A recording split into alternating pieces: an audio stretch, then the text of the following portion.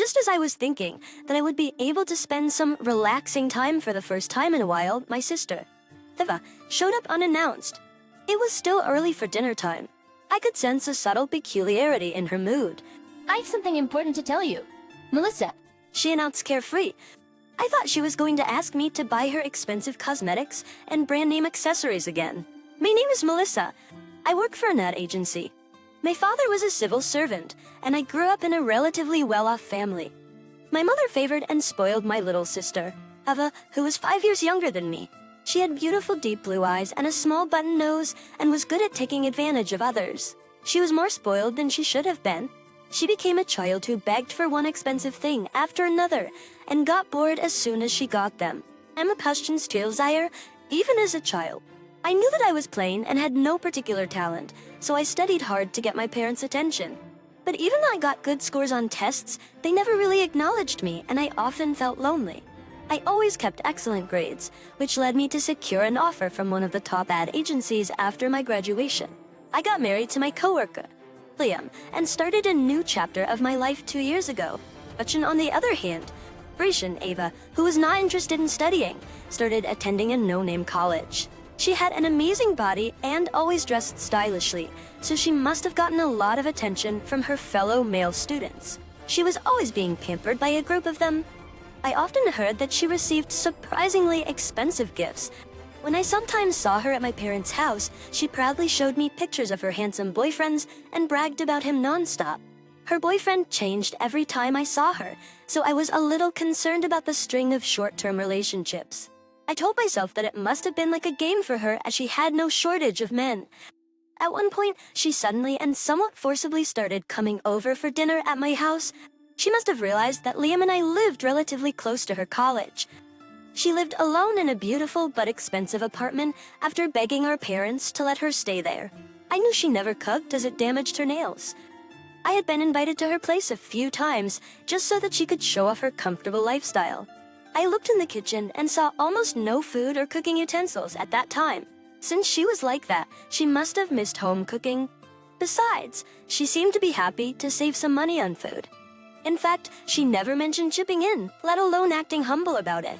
Although Liam and I didn't have kids, we were both busy working every day. Unconcerned, she always showed up without notice, so I felt uneasy at home. I was a little annoyed and confided in Liam.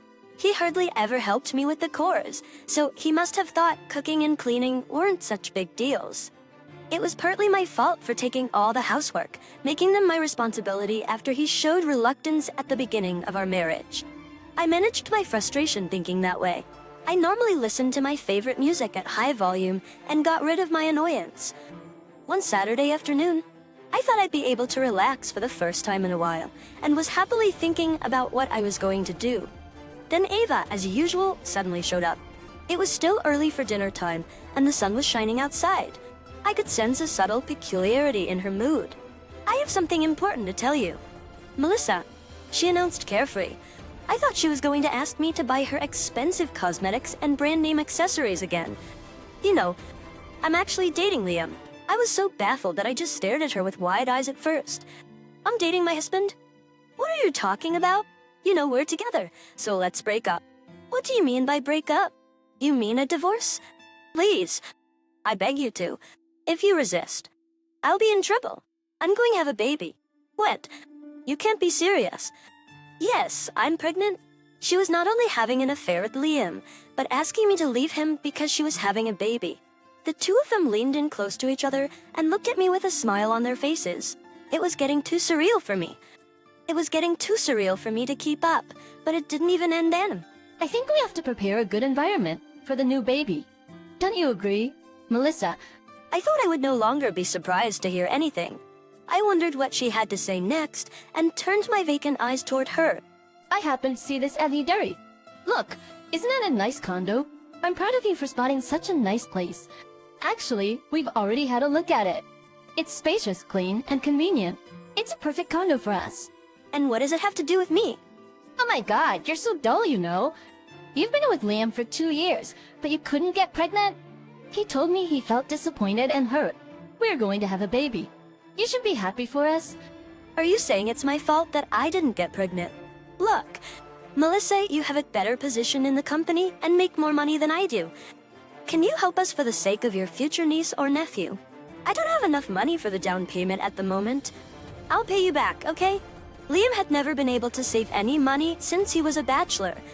He put on a good face to everyone around him and spent it too quickly. He often bought designer brand wallets and clothes but never used them.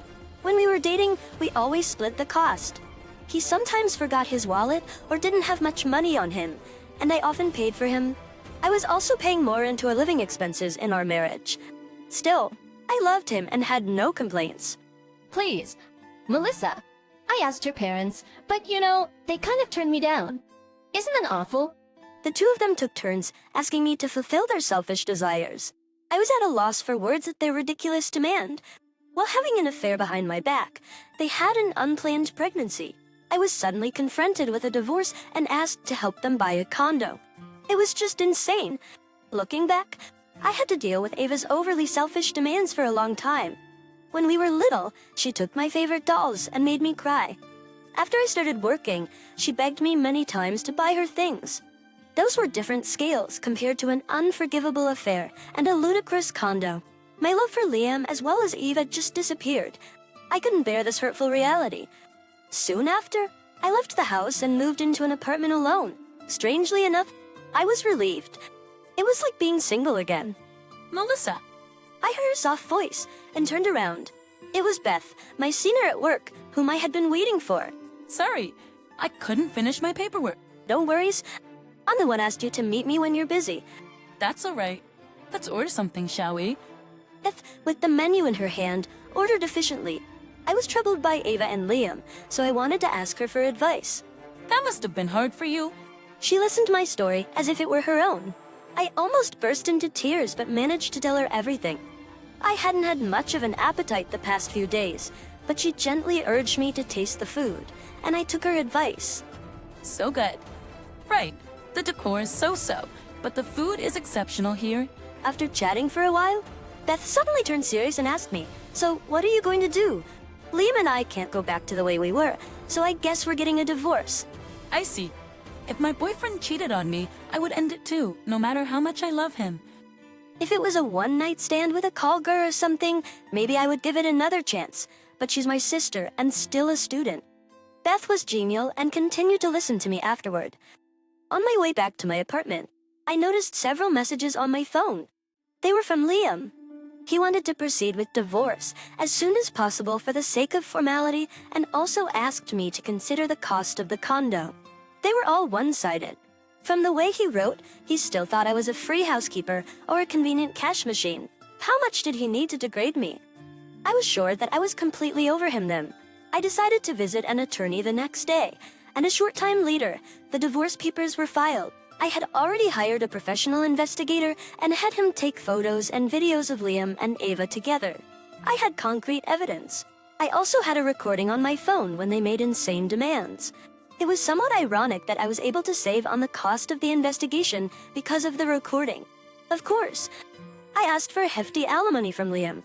When he found out the amount, he must have felt like his life was sucked out of him. He and Eva waited for me in the lobby of my workplace one day.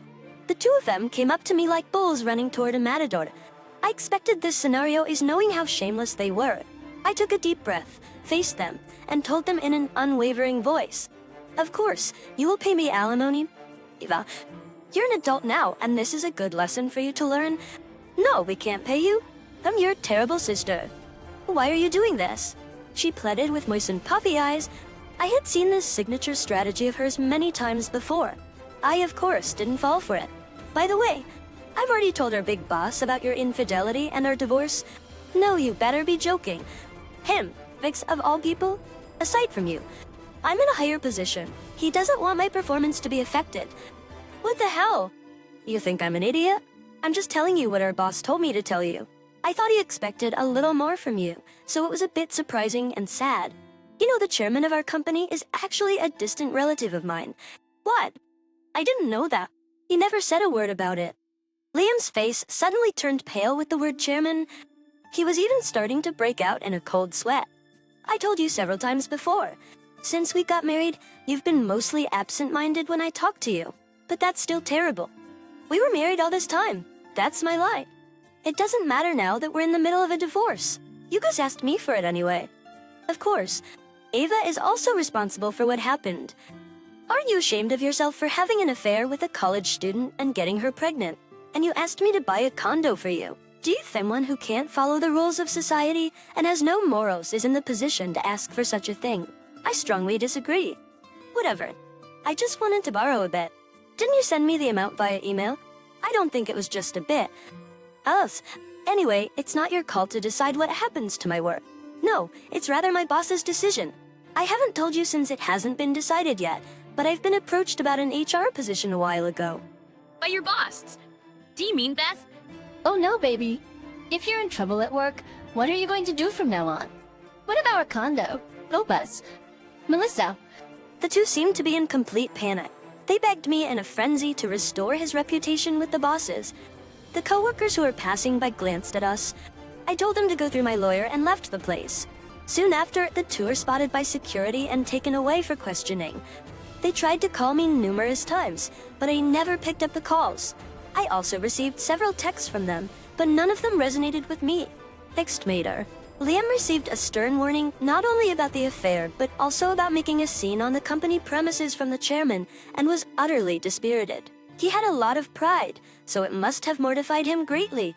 Not long after that, he was transferred to a regional branch, and Ava reluctantly followed him. Her being a city girl at heart, she wasn't able to handle the closed community mindset and very few options for work. She was quite distressed and frustrated that she blamed Liam, and they fought all the time. As for him, he felt uncomfortable when he was at home because she never attended to any housework. He often emailed me complaining about her. She got addicted to online shopping to relieve stress, which led to serious financial trouble. He eventually had to borrow money to pay off her debts and was totally worn out with the loan payment. As a result, they broke up after 6 months. Eva, a single mother with a newborn baby, went right back to her old way and had a string of men in her life. However, they were all players just like her, who only cared about themselves and cheated on her or swindled money out of her. It eventually led her to distrust men, even though she used to be such a serial dater. She needed money and cried to her parents to let her and her baby move in with them. She seemed to be living a slightly better life under their strict eyes. Our mother changed her attitude toward Avi after all and asked her to share their living expenses. I was a little surprised to hear that she actually got a part-time job. Meanwhile, I'm excited to be asked to go on a business trip abroad for the first time. I'm accompanying Beth as her assistant, so we are currently busy preparing for the trip. Hey Melissa, that guy's here again. Beth signals with her eyes in a hushed voice. Who? So Mark. Yeah, he's been showing up every day these days. Mark works in a different department and has a reputation for being good-natured and funny. He's looking around the office, but when he notices us, he comes right over with a big smile. He's seeking our opinions on a business matter, so we move to a conference room to discuss it in private. Oh, I remember I have something urgent to do. Sorry guys, I'll be back. Beth leaves the room in the middle of the meeting, and the two of us fall silent for a few moments. Shall we have a break? Mucker's out to get drinks and hands one to me. Later on, Beth traps me and asks me a lot of questions. My hunch is that he has a thing for you. Really? You think so? Yeah, we used to be in the same department. He's very good at his job and is a sincere person. What do you think about him? I know he's a prominent staff, but I don't know. I can only say he's a nice guy. Oh yeah, I think he's good for you. You guys emit a bright aura when you're together. Hey, you're making me too conscious. Maybe I'll ask him out to dinner when I get back from the business trip. I'm beginning to plan my future.